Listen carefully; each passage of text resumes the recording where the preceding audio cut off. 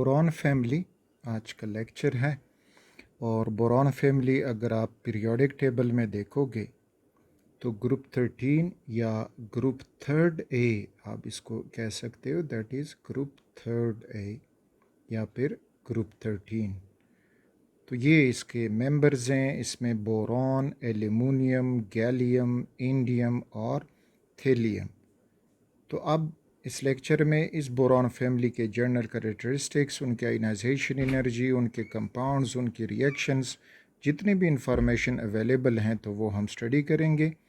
तो let's go deep in it. के electronic configuration को अगर हम देखेंगे तो आपको कुछ यूँ मिलेगा कि बोरॉन एटॉमिक नंबर 5 है, so it has 2 electron as helium core, बाकी जो हैं 2s2 एंड 2p1। इसी तरह से एल्यूमिनियम तो नियॉन कोर लगेगा 3s2 3p1।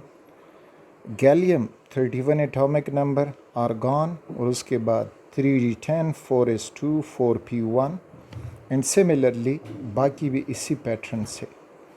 यानी इनका आखिरी जो हाई एनर्जी इलेक्ट्रॉन है वो p सब शेल में आ रहा है, तो इस वजह से इसको हम कहेंगे p ब्लॉक एलिमेंट्स। और इनका इलेक्ट्रॉनिक कन्फिग्रेशन अगर हम बना दें तो वो हो जाएगा NS2 and NP1।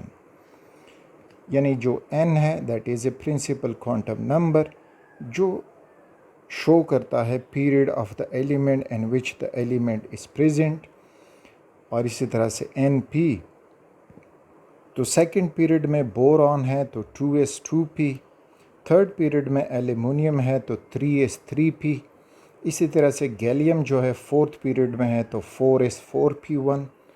Indium fifth period में है और थीलियम जो है दैट इज़ 6 पीरियड में और 6p1। तो यहाँ से आप किसी एलिमेंट के पीरियड का अंदाज़ा भी लगा सकते हो कि वो पीरियोडिक टेबल के किस पीरियड में मौजूद है। So this was about their electronic configuration. इनकी अकरेंस की बात करेंगे तो बोरॉन फर्स्ट ऑफ ऑल जो पहला मेंबर है इस ग्रुप का, बोरॉन इसके दो आइसोटोपिक फॉर्म्स मिलते हैं, एक है बोरॉन 10 और दूसरा बोरॉन 11। अर्थ क्रस्ट में बहुत ही रेयर पाया जाता है, कम क्वांटिटी में, और इसके जो कंपाउंड्स पाए जाते हैं या हमारे इस्तेमाल में आते हैं so that is orthoboric acid H3BO3। इसी तरह से बोरैक्स एक क्रिस्टलाइन सॉलिड है जो इस्तेमाल होता है मुख्तलिफ़ एप्लीकेशंस में। और दूसरा जो है किरनाइट, दिस इज़ इट्स फार्मूला। तो ये फार्मूले याद रखने के होते हैं, इनके लिए कोई ट्रिक मौजूद नहीं है कि बंदा वो ट्रिक समझ ले और फिर तो ये बस रट्ठा लगा के याद रखने हैं। So this was about the occurrence of boron.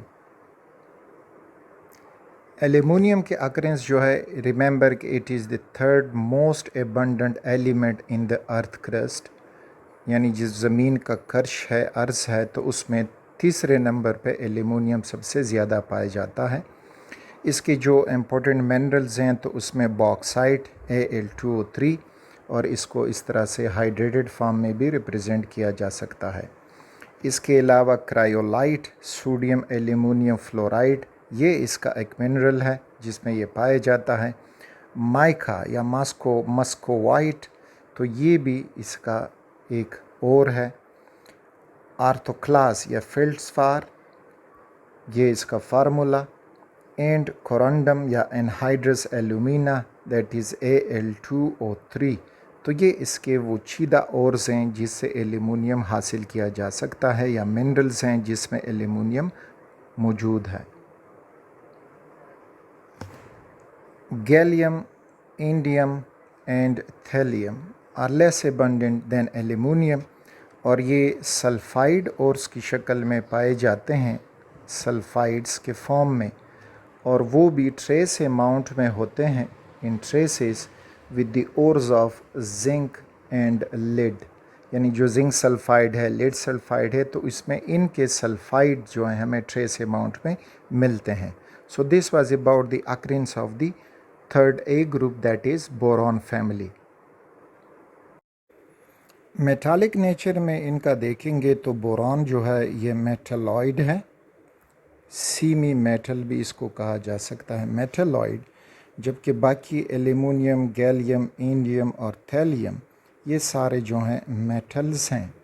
और रिमेंबर जो यहाँ पे मेटालिक करेक्टर है that is increase down the group, increases down the group, यानी thallium is more metallic than aluminium. आगे हम पढ़ेंगे कि वाई कैसे होता है मुख्तलिफ इनके आइंस केमिकल फिज़िकल प्रॉपर्टीज़ में, तो मेंशन होगा। This was about their metallic nature.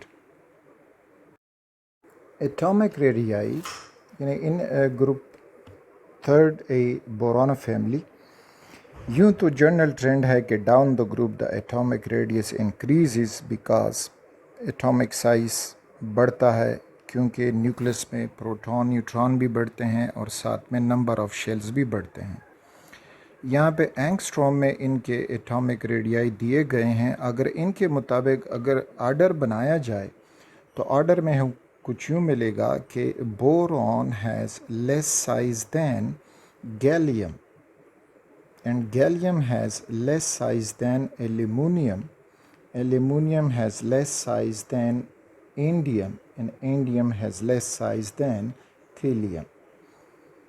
Abnormality हमें मिल रही है गैलियम और एल्यूमिनियम में, क्योंकि होना तो ये चाहिए कि गैलियम बाद में होना चाहिए, एल्यूमिनियम को पहले आना चाहिए, लेकिन एल्यूमिनियम जो है वो उसका साइज़ बड़ा है कंपेयर टू दी गैलियम।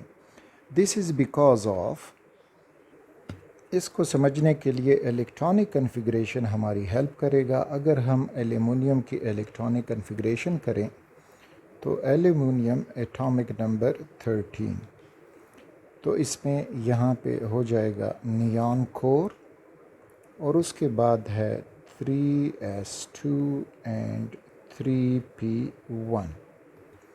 अब अगर हम गैलियम की इलेक्ट्रॉनिक कन्फिग्रेशन करें एटॉमिक नंबर 31, तो यहाँ पे लग जाएगा ऑर्गॉन, फिर उसके बाद 3d10, 4s2 एंड 4p1। तो इन इलेक्ट्रॉनिक कन्फिग्रेशन को अगर हम कंपेयर करेंगे, एल्यूमिनियम में अब यहाँ पे 3d0 है। अच्छा, अब जो गैलियम के केस में 3d जो फिल्ड सब शेल हमें मिल रहा है, चूँकि ये बहुत डिफ्यूज़ होता है तो इसका शील्डिंग इफ़ेक्ट जो है this is not too much effective. तो जो गैलियम का न्यूक्लियस है वो अपने वैलेंस शेल को ज़्यादा अट्रैक्ट कर रहा है because of having more nuclear charge, और एल्यूमिनियम में न्यूक्लियर चार्ज 13 पॉजिटिव चार्जेस मौजूद हैं और उसमें 3d जो है वो एम्प्टी है, तो इस वजह से न्यूक्लियर चार्ज भी कम है और शील्डिंग इफ़ेक्ट जो है इसका इतना इफ़ेक्टिव नहीं है, तो उसका साइज़ बढ़ जाएगा एल्यूमिनियम का। और गैलियम में जो न्यूक्लियर चार्ज है वो ज़्यादा है, साथ में 3d10 जो है वो डिफ्यूज्ड सब शेल है, तो वो शील्डिंग इफ़ेक्ट को ज़्यादा इफ़ेक्ट नहीं करता, तो इस वजह से उसका न्यूक्लियस वैलेंस शेल को मोर अट्रैक्ट करेगा। तो इस वजह से ये स्लाइट इंक्रीज़ इन एल्यूमिनियम और स्लाइट डिक्रीज़ इन गैलियम हमें मिल रही है। नीचे जो हैं उनमें भी 3d जो है, आगे जो इंडियम है तो उसमें 5d फिल्ड हो जाएगा, फिर थीलियम में जो है 6d फिल्ड हो जाएगा, लेकिन उनमें चूँकि फर्दर एटम का साइज़ बढ़ रहा है तो शील्डिंग इफ़ेक्ट इतना इफ़ेक्टिव नहीं होगा और साइज़ बढ़ता जाएगा। So this was the reason कि गैलियम और एल्यूमिनियम के साइज़ में एबनॉर्मेलिटी हमें क्यों मिल रही है। Melting and boiling points of the group third ए, अगर हम इसको ग्राफिकली रिप्रेजेंट करेंगे तो आपको ये ग्राफ नज़र आएगा।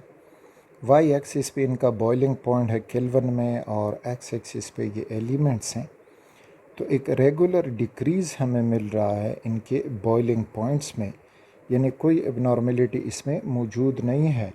मीन्स के जो बोरॉन है it has greater boiling point than aluminium, aluminium greater than gallium, gallium greater than indium, indium greater than थीलियम।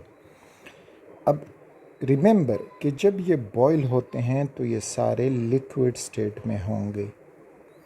जब लिक्विड स्टेट में होंगे तो इनमें हमें ये मिलेगा कि बोरॉन जो है ये कोवेलेंट पॉलीमेरिक होता है, कोवेलेंट पॉलीमेरिक, यानी एक मैक्रो मॉलिक्यूल की शक्ल इख्तियार किया हुआ होता है और इसमें कोवेलेंट बॉन्ड फिर एक स्ट्रॉन्ग बॉन्ड होता है। तो उसको मज़ीद लिक्विड से गैस फॉर्म में कन्वर्ट करने के लिए हमें ज़्यादा टेम्परेचर चाहिए होगा ताकि वो कोवेलेंट बॉन्ड टूट जाए।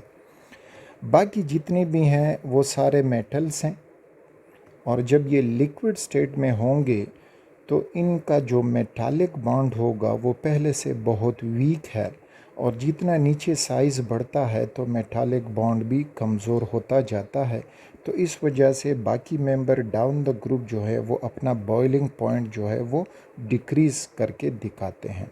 सो दिस इज़ कि ये सारे मेटल्स हैं और इनमें मेटालिक बॉन्ड एग्जिस्ट कर रहा है और ये मेटालिक बॉन्ड जो है एटम के साइज़ बढ़ने से वीकन हो जाता है, यानी metallic bond weakens down the group, weakens down the group. तो ये एक रीज़न है इसके लिए। ये तो हुआ इनके बॉइलिंग पॉइंट्स का। अब आते हैं इनके मेल्टिंग पॉइंट्स की तरफ कि उनमें हमें क्या मिल रहा है। अब इनके जो मेल्टिंग पॉइंट से इनका अगर हम देखें तो हमें मिल रहा है कि it has a very abnormal trend और इस ट्रेंड के मुताबिक अगर हम इनका ऑर्डर लिखें तो ऑर्डर हमें कुछ यूँ मिलेगा कि boron has greater melting point than aluminium और फिर aluminium has greater melting point than thallium, that is thallium and has greater melting point than indium, indium has greater melting point than gallium। तो हमें इस तरह से एक abnormal trend यहाँ पे मिल रहा है। अब इसी ट्रेंड को अगर हम एक्सप्लेन करेंगे तो रिमेंबर कि जब ये मेल्ट हो रहे हैं तो all are in solid form, ये सॉलिड फॉर्म में मौजूद हैं। अब अगेन जो बोरॉन है वो कोवेलेंट नेचर पॉलीमेरिक है, कोवेलेंट नेचर रखता है, दैट हैज़ कोवेलेंट पॉलीमेरिक। और अगेन जो ये नेचर रखेगा तो covalent bond is a strong bond जिसकी वजह से उसका मेल्टिंग पॉइंट हाई होगा। बाकी मेंबर की तरफ जब आते हैं तो वो सारे मेटल्स हैं और मेटल में जो सॉलिड फॉर्म में क्रिस्टल लैटिस बनता है तो मेल्टिंग पॉइंट इन दो चीज़ों पे डिपेंड करता है। एक याद रखें इंटर मॉलिक्यूलर फोर्सेस और दूसरा क्रिस्टल स्ट्रक्चर, क्रिस्टल स्ट्रक्चर। तो ये क्रिस्टल स्ट्रक्चर दो फैक्टर्स जो हैं मेल्टिंग पॉइंट को मॉनिटर करते हैं। तो अब इनमें जो फर्दर क्रिस्टल स्ट्रक्चर होगा तो उस पे डिफरेंस हमें मिलेगा जिसकी वजह से इनका जो मेल्टिंग पॉइंट है वो एबनॉर्मल हो रहा है। अब इस पे जो एबनॉर्मेलिटी हमें मिल रही है तो गैलियम में बहुत ज़्यादा दैट एबनॉर्मेलिटी हमें मिल रही है।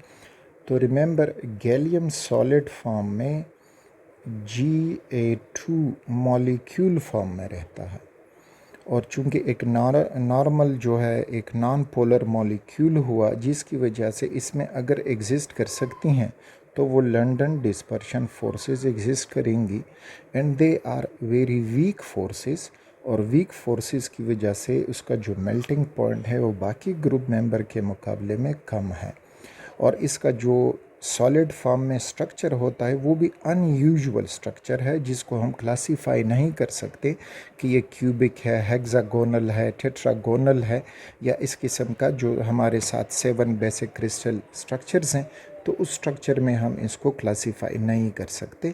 सो दिस इज़ कि गैलियम एग्जिस्ट करता है Ga2 मॉलिक्यूल्स फॉर्म में और उन मॉलिक्यूल्स में लंदन डिस्पर्शन फोर्सेस होंगी जो वीक फोर्सेस होती हैं जिनकी वजह से इसका मेल्टिंग पॉइंट जो है वो कम रहेगा।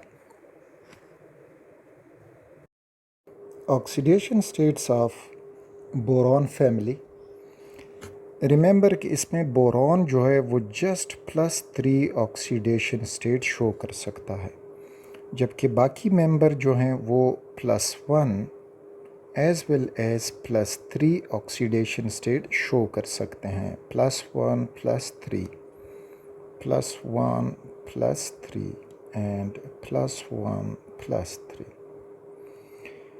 अब यहाँ पे याद रखें कि जो +1 ऑक्सीडेशन स्टेट का ट्रेंड है that is increasing down the group. +1 यानी यहाँ पे लिख दें +1 stability increases down the group, increases down। Remember यानी हम लिख सकते हैं कि अगर थीलियम +1 है so that is more stable than indium +1, which is more stable than gallium +1 and more stable than aluminum +1। जबकि +3 जो है इसका रिवर्स होगा। +3 stability decreases down the group, decreases down, means कि aluminium +3 is more stable than gallium, more stable than indium and more stable than thelium। अब इनके पीछे जो रीज़न हमें मिलेगा तो रीज़न ये होगा कि अगर हम इनका इलेक्ट्रॉनिक कन्फिग्रेशन देखेंगे तो if you look at the boron इनका कन्फिग्रेशन जो है वो NS2 और NP1 है। तो बोरान में तीनों इलेक्ट्रॉन, 2 इलेक्ट्रॉन S के और 1 इलेक्ट्रॉन P के, ये सारे इन्वॉल्व होते हैं बॉन्डिंग में। जबकि बाकी मेंबर जो ग्रुप में हैं तो इनमें इनर्ट पेयर इफ़ेक्ट हमें मिलता है। This is aluminium, gallium, indium और थीलियम। इनमें NS2 एंड NP1। अब इसमें जो इनर्ट पेयर इफ़ेक्ट है तो इनर्ट पेयर मींस कि ये जो S में 2 इलेक्ट्रॉन है, ये जो पेयर है it becomes inert, do not want to take part in bonding. तो इस वजह से down the group inert pair effect increases, यानी डाउन द ग्रुप जो है ये इफ़ेक्ट इंक्रीज़ होगा। इनर्ट पेयर इफ़ेक्ट इंक्रीजेस, जिसकी वजह से थीलियम उसके जो S में 2 इलेक्ट्रॉन हैं वो बॉन्ड में हिस्सा लेने की कोशिश नहीं करेंगे, जस्ट P वाला इलेक्ट्रॉन बॉन्ड में हिस्सा लेगा और this is why it is stable in +1 oxidation state. जबकि एल्यूमिनियम की तरफ जब आप जाते हो तो जो इनर्ट पेयर इफ़ेक्ट है वो एल्यूमिनियम में कम पाया जाता है। तो इस वजह से एल्यूमिनियम जो है वो +3 फॉर्म में स्टेबल होता है और +1 फॉर्म में अनस्टेबल होता है। सो this is the reason for their +1 and +3 oxidation states और उनकी स्टेबिलिटी। तो इसी रीज़न को अगर हम देखेंगे तो जो थीलियम जो है +3 फॉर्म में, तो ये होगा good oxidising agent. Good oxidising agent क्यों होगा? क्योंकि दूसरों से इलेक्ट्रॉन लेके ये ख़ुद कन्वर्ट हो जाएगा into thallium +1 which is more stable. तो इस वजह से ये स्टेबिलिटी की तरफ जा रहा है, तो दूसरों से इलेक्ट्रॉन गेन करने की कोशिश करेगा, तो दूसरा हो जाएगा ऑक्सीडाइज और ये ख़ुद हो जाएगा reduce. So this is why it is good oxidising agent. Boron family, आज इसके हम पढ़ेंगे रिएक्शन विद ऑक्सीजन, यानी ये सारे elements boron, aluminium, gallium, indium and thallium कि ये ऑक्सीजन के साथ इनका रिएक्शन कैसे होता है। तो फर्स्ट ऑफ ऑल जब हम आते हैं बोरॉन की तरफ, तो प्योर बोरॉन जो है वो ऑक्सीजन के साथ रिएक्ट नहीं करेगा, उसको हम रेड हॉट करेंगे और साथ में हीट दे के ऑक्सीजन के साथ रिएक्ट करके बोरॉन ऑक्साइड बना देगा। नेक्स्ट जो है इसमें एल्यूमिनियम है, एल्युमिनियम पाउडर्ड फॉर्म में ऑक्सीजन के साथ रिएक्ट करेगा और फिर जाके एल्युमिनियम ऑक्साइड बनेगा, साथ में इसको हम हीट भी करेंगे। ये दोनों रिएक्शन जो हैं वो टाइम के साथ साथ स्लो डाउन हो जाते हैं, और इसलिए स्लो डाउन हो जाते हैं कि बोरॉन ऑक्साइड की coating, for example this is boron, और उसके ऊपर इसकी ऑक्साइड की कोटिंग होती रहती है, तो इस वजह से बोरॉन को फर्दर रिएक्शन से ये स्टॉप करता है और धीरे धीरे रिएक्शन स्लो होता है। The same case is with aluminium, उसमें भी एल्युमिनियम ऑक्साइड बनता है और वो एल्युमिनियम ऑक्साइड एल्युमिनियम को ऊपर से कवर कर लेता है और फर्दर रिएक्शन को स्टॉप करता है। Going towards the gallium, gallium जो है ऑक्सीजन के साथ रिएक्शन कर सकता है विदाउट प्रोवाइडिंग एनी हीट, तो इसका रिएक्शन हो जाएगा। इसी तरह से इंडियम, वो भी बग़ैर हीट के ऑक्सीजन के साथ रिएक्शन करके इंडियम ऑक्साइड बनाएगा। और सिमिलरली थैलियम, वो ऑक्सीजन के साथ रिएक्ट करके थैलियम ऑक्साइड बना देता है। लेकिन याद रखें कि थैलियम जो है इसका जो ऑक्साइड है तो वो टूट के मोर स्टेबल ऑक्साइड Tl2O इसमें कन्वर्ट हो जाता है, क्योंकि +1 ऑक्सीडेशन स्टेट थैलियम का एक स्टेबल ऑक्सीडेशन स्टेट है। तो यूँ अगर हम देखें सारे के सारे जो है वो बनाते हैं M2O3 ऑक्साइड्स। तो ये बोरॉन फैमिली के ऑक्सीजन के साथ रिएक्शन। अब हम जब आते हैं तो इनकी रिएक्टिविटी को देखते हैं, तो reactivity increases down the group.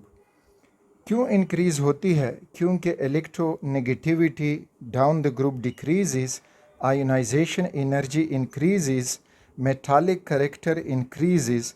तो इस वजह से जो रिएक्टिविटी विद ऑक्सीजन है तो वो भी इंक्रीज़ होती जाएगी। फर्दर इनके ऑक्साइड्स के नेचर के बारे में जब हम पढ़ते हैं तो हमें ये मिलेगा, बोरॉन ऑक्साइड ये एसिडिक है क्योंकि पानी में डाल के ये pH को फिर 7 से नीचे ले आएगा या एक एसिड बना देगा।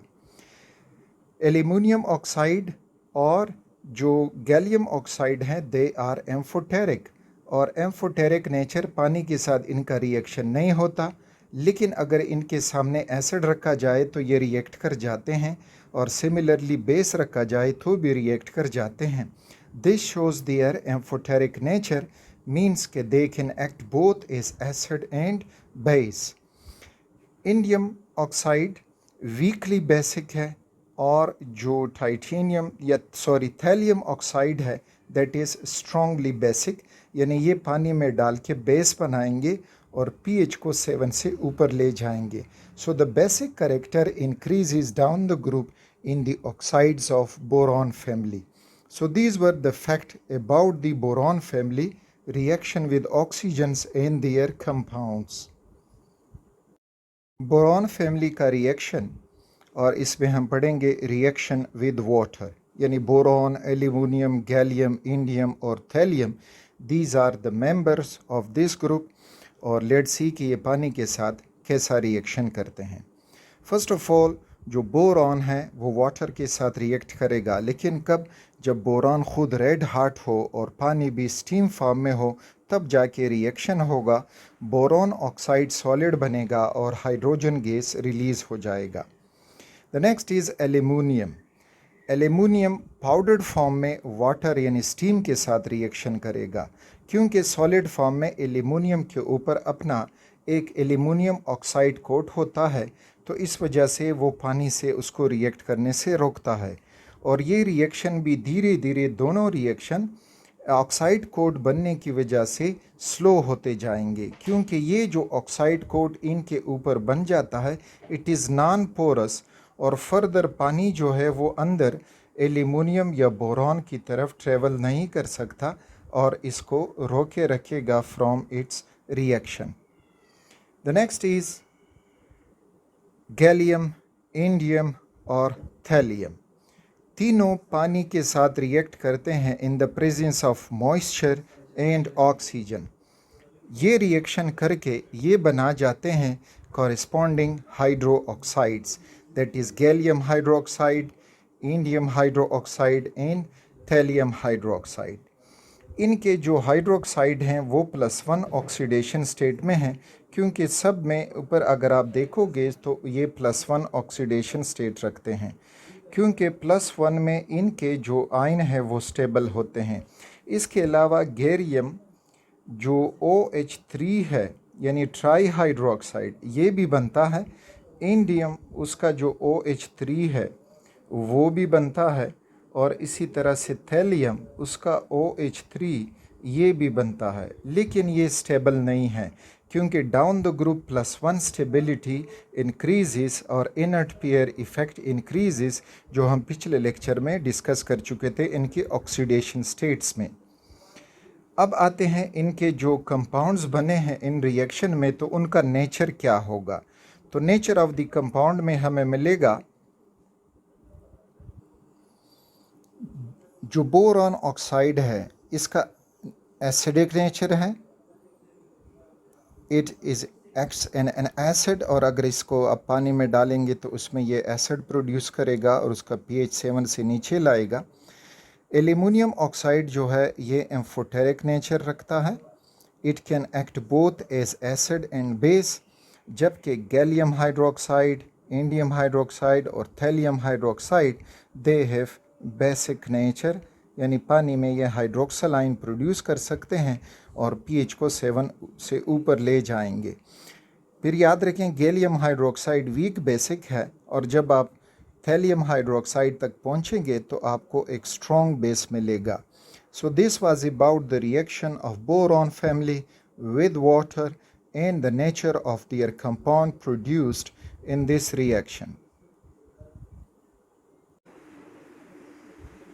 बोरॉन फैमिली, आज हम पढ़ेंगे इनका रिएक्शन विद हेलोजन्स।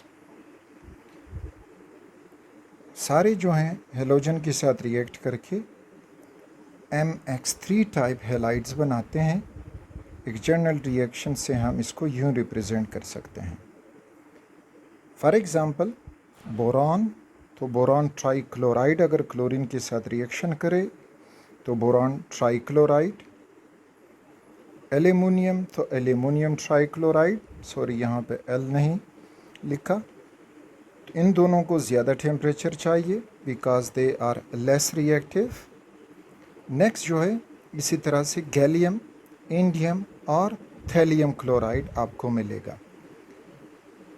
हमें ये मिल रहा है कि reactivity increases down the group, क्योंकि नीचे वाले जो मेंबर्स हैं उनके लिए टेम्परेचर की ज़रूरत नहीं है, लेकिन ऊपर के जो दो मेंबर हैं वो हाई टेम्परेचर पे ये रिएक्शन परफॉर्म करेंगे। So reactivity increases down the group. Next, stability of these halides, यानी इस ग्रुप 3A की जो हेलाइड्स हैं तो इनमें कौन मोर स्टेबल होगा, कौन लेस स्टेबल होगा। तो स्टेबिलिटी आर्डर हमें कुछ यूँ मिलेगा कि BX3 जो बोरॉन ट्राइहेलाइड्स हैं they are more stable than aluminium trihalides, more stable than gallium trihalide, more stable than indium trihalide and more stable than thallium trihalide. Reason इसके पीछे ये है कि down the group +3 oxidation state की जो stability है वो डिक्रीज़ होती है, यानी जो थैलियम है +3 ऑक्सीडेशन स्टेट में लेस स्टेबल होगा, क्योंकि नीचे down the group inert pair effect increase होता है। तो ये रीज़न है कि जो इनकी स्टेबिलिटी होगी डाउन द ग्रुप डिक्रीज़ होगी because of unstable +3 oxidation state in the downward members. Next, इनमें अब आइडिया कि ये क्यों ऐसा होता है, तो हमें ये मिलेगा size of cation increases down the group. Yes, because size, atomic size down the group increase होता है तो केटाइन का साइज इंक्रीज होगा। नेक्स्ट, उसके साथ चार्ज डेंसिटी डिक्रीजेस, जितना केटाइन का साइज बढ़ेगा उसके ऊपर चार्ज डेंसिटी डिक्रीज होगी, और नतीजतन हमें ये मिलेगा कि attraction between cation and anion gets weaken, cation और जो एनाइन है तो उनके दरमियान जो अट्रैक्शन है वो कम हो जाता है, तो इस वजह से stability decreases down the group. और +3 ऑक्सीडेशन स्टेट वाला जो कॉन्सेप्ट है वो भी इन तीनों रीजंस को एक्सप्लेन करता है। नेक्स्ट इसमें हमें मिलेगा लुईस एसिड स्ट्रेंथ।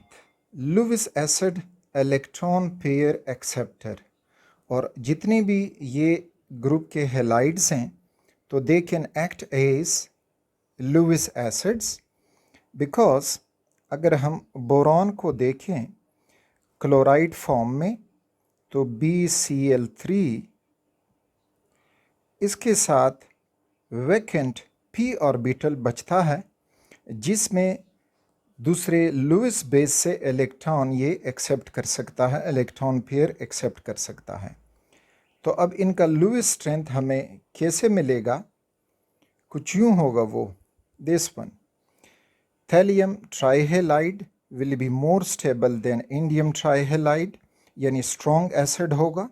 इसी तरह से गैलियम, तो हम ये कह सकते हैं कि down the group the strength of Lewis acid increases, यानी BX3 जो है वो वीक एसिड होंगे और जो थैलियम X3 हैं तो वो स्ट्रॉन्ग एसिड्स होंगे। इसमें एक फिनोमेना के रीज़न ये क्या है, तो वो है back bonding. Back bonding concept की वजह से इनका ये स्ट्रेंथ रिवर्स ऑर्डर में हो जाता है, यानी from bottom to top decreases the acidic strength. Back bonding next में इसको एक्सप्लेन करते हैं। For example in case of BX3 में अगर हम देखेंगे तो अब हमें ये मिलेगा कि boron triiodide is strong Lewis acid, then boron tribromide strong Lewis acid, then boron trichloride and strong Lewis acid, then boron trifluoride. यहाँ पे कंसेप्ट जो है that is back bonding. Back bonding में अगर आप इसको डेफिनेशन से देखें तो coordinate pi bond formation between central atom and the bonded atoms of a molecule is called back bonding. अब इस बैक बॉन्डिंग को हम फर्दर कुछ यूँ एक्सप्लेन करेंगे। अगर हम BX3 को देखें, दिस इज BX3, इसमें बोरॉन जो है वो sp2 हाइब्रिड होता है। sp2 हाइब्रिड होने की वजह से इसके पास ये बोरॉन हुआ और इसके 3 sp2 हाइब्रिड ऑर्बिटल्स, और एक इसके साथ अनहाइब्रिड p ऑर्बिटल बच जाएगा। सपोज करें कि this blue is that p unhybrid orbital इस फॉर्म में। अच्छा, अब जब BX3 है तो ये मिलेगा कि this is boron bonded to 3 halogens, ये उसके 3 हेलोजन्स हुए। Each halogen has lone pairs of electron, यानी जो भी हेलोजन है उसके पास ये 3 lone pair of electron exist करते हैं। अब जो बोरॉन के साथ अनहाइब्रिड p ऑर्बिटल है तो हेलोजन का जो लोन पेयर है वो यहाँ पे कोऑर्डिनेट कोवेलेंट बॉन्ड बनाएगा इस तरह से पाई, कोऑर्डिनेट कोवेलेंट बॉन्ड लेकिन पाई फॉर्म में, यानी साइड वाइज ओवरलैपिंग की वजह से। तो इस तरह से बोरॉन के पास जो एम्प्टी ऑर्बिटल था जिससे वो दूसरे एटम से इलेक्ट्रॉन पेयर एक्सेप्ट कर पाए, तो वो एम्प्टी ऑर्बिटल अब फिल हो गया है by the donation of the lone pair from the halogen. तो हम इसका रेजोनेंस हाइब्रिड स्ट्रक्चर अगर हम ड्रॉ करें तो वो हम कुछ यूँ बनाएंगे कि इसमें से कोई भी हेलोजन इसके साथ ये कोऑर्डिनेट कोवेल पाई बॉन्ड बना सकता है। फॉर एग्ज़ाम्पल यहाँ पे ये बना, इसी तरह से ये भी बना सकता है, यहाँ से भी बन सकता है। तो एक रेजोनेंस हाइब्रिड स्ट्रक्चर हमें कुछ इस फॉर्म में मिलेगा। अब बोरॉन का साइज़ छोटा है तो जो सराउंडेड हेलोजन जितना मोर इलेक्ट्रोनेगेटिव होगा वो अपना इलेक्ट्रॉन पेयर इजीली बोरॉन को डोनेट कर पाएगा। तो इस वजह से फ्लोरीन में बैक बॉन्डिंग स्ट्रॉन्ग होगी, क्लोरीन में वो बैक बॉन्डिंग वीक हो जाएगी, ब्रोमीन में वो बैक बॉन्डिंग मज़ीद वीक हो जाएगी और आयोडीन में बैक बॉन्डिंग सबसे ज़्यादा वीक होगी। तो बोरॉन ट्राई आयोडाइड में एम्प्टी ऑर्बिटल की अवेलेबिलिटी ज़्यादा होगी, तो इस वजह से ये एक स्ट्रॉन्ग लुईस एसिड होगा। फिर यहाँ पे ये जो है इसका साइज़ बड़ा है। अब इसमें अगर इन सब में हम BCl3, AlCl3, gallium Cl3, indium Cl3 और थैलियम Cl3, तो अब इसमें इसका साइज़ बड़ा है तो इसमें बैक बॉन्डिंग वीक हो जाएगी। तो अब थैलियम क्लोराइड एक स्ट्रॉन्ग लुईस एसिड होगा, then indium, then gallium chloride, then aluminium chloride and then boron trichloride. तो ग्रुप में down the group strength increases. और इसी तरह से अगर for the same group third element हो, बोरॉन फैमिली का मेंबर हो और उसके साथ सारे हेलोजन अटैच होते जाएं, तो down the group for the halogen that strength of Lewis acid increases. So this was the concept of back bonding, जो ये explain कर जाता है कि how these acid have different strength। अगरचे बोरॉन ट्राईफ्लोराइड में फ्लोरीन मोर इलेक्ट्रोनेगेटिव है, तो मोर इलेक्ट्रोनेगेटिव होने की वजह से जो बाहर का पेयर होगा तो वो भी इजीली अट्रैक्ट होगा, लेकिन अब वो नहीं होगा क्योंकि बैक बॉन्डिंग फ्लोरीन के केस में स्ट्रॉन्ग बनती है, तो आयोडीन के केस में बैक बॉन्डिंग वीक होगी और इस तरह से जो बाहर वाला अवेलेबल लोन पेयर है वो ज़्यादा डोनेटेबल होगा in boron triiodide. This was about the boron family halogen reaction और उनके हेलाइड्स वगैरह जो बनते हैं। बोरॉन फैमिली यानी ग्रुप थर्ड ए इनके ऑक्साइड्स, तो रिमेंबर ये M2O3 टाइप ऑक्साइड्स बनाते हैं जिनमें इनका जो ऑक्सीडेशन स्टेट है वो +3 रहेगा। तो जब ये सारे M2O3 टाइप ऑक्साइड बनाते हैं तो इसमें हमें ये मिलेगा कि B2 boron oxide, aluminium oxide, gallium oxide, indium oxide and thallium oxide. Remember down the group जो है वो +1 ऑक्सीडेशन स्टेट स्टेबल होता है, लेकिन चूँकि ऑक्सीजन मोर इलेक्ट्रोनेगेटिव है तो इस वजह से वो इनट फेयर इफ़ेक्ट को ओवरराइड कर देता है और इनको +3 ऑक्सीडेशन स्टेट में ऑक्साइड बनाने पे मजबूर कर देता है। फिर हमें इन्हीं ऑक्साइड्स के बारे में अगर पूछा जाता है कि इनका नेचर क्या होगा, तो इनका नेचर हमें कुछ यूँ मिलेगा कि जो बोरॉन ऑक्साइड है वो एसिडिक है। एसिडिक मीन कि इसको जब हम पानी में डालते हैं तो पानी का pH 7 से नीचे आएगा, यानी इसमें एसिड बनेगा जो बोरॉन के एसिड्स होंगे। एल्यूमिनियम ऑक्साइड एम्फोटेरिक नेचर रखता है। एम्फोटेरिक मीन कि ये पानी में डाल के pH को इफ़ेक्ट नहीं करता, लेकिन अगर इसके सामने हम एसिड मिला दें तो ये रिएक्शन कर देता है, और अगर बेस मिला दें तो भी ये रिएक्शन कर देता है। This is why it is acting both as acid and base, so it is termed as amphoteric oxide. फिर बाकी जो गैलियम ऑक्साइड है, इंडियम ऑक्साइड है और थैलियम ऑक्साइड है, तो वहाँ पे बेसिसिटी इंक्रीज़ होती है। Thallium oxide is more basic जबकि gallium oxide is less basic. तो ये इनके बेसिक नेचर, यानी इनको अगर हम पानी में डालेंगे तो पानी का pH या उस सॉल्यूशन का pH जो है वो 7 से ऊपर चला जाएगा, मीन कि ये पानी में डाल के बेस प्रोड्यूस कर जाते हैं। So this was about the boron family oxides कि इनके ऑक्साइड्स होते कैसे हैं और उनका नेचर क्या होगा। बोरॉन फैमिली हाइड्रो ऑक्साइड्स यानी ग्रुप थर्ड ए जो पीरियोडिक टेबल का है वो हाइड्रोक्साइड बनाते हैं, तो उनके हाइड्रोक्साइड किस टाइप के होंगे और हमें किस फॉर्म में, किस फार्मूला में या किस ऑक्सीडेशन स्टेट में मिलेंगे, तो सारे जो हैं वो MOH होल 3 टाइप ऑक्साइड बनाते हैं। यानी अगर हम देख लेंगे तो boron hydro oxide BOH whole 3, इस तरह से aluminium hydro oxide, gallium hydro oxide, indium hydro oxide and thallium hydro oxide. इनके नेचर अगर हमसे पूछा जाए कि इनका केमिकल नेचर क्या होगा, तो केमिकल नेचर में रिमेंबर कि बोरॉन जो हाइड्रोक्साइड है that is acidic, aluminium hydroxide amphoteric. Acidic यानी अगर इसको हम पानी में मिलाएंगे तो पानी का pH 7 से नीचे आ जाएगा, मीन्स कि ये पानी में डाल के कुछ एसिड प्रोड्यूस कर देता है, this is why it has acidic nature. Amphoteric means which can act both as acid and base. अगर इसके सामने एसिड आए तो ये ख़ुद बेस बन जाता है और रिएक्ट कर देता है, और अगर एसिड आ जाए, बेस आ जाए, तो ख़ुद एसिड बन जाता है और रिएक्ट कर देता है। तो ये एम्फोटेरिक नेचर रखता है।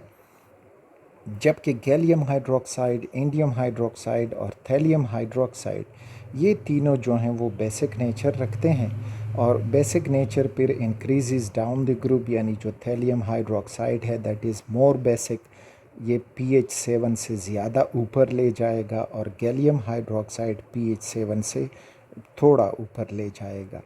तो ये इनके केमिकल नेचर से अगर पूछा जाए तो उनका केमिकल नेचर हमें कुछ यूँ याद होना चाहिए। So this was about the hydroxide of boron family.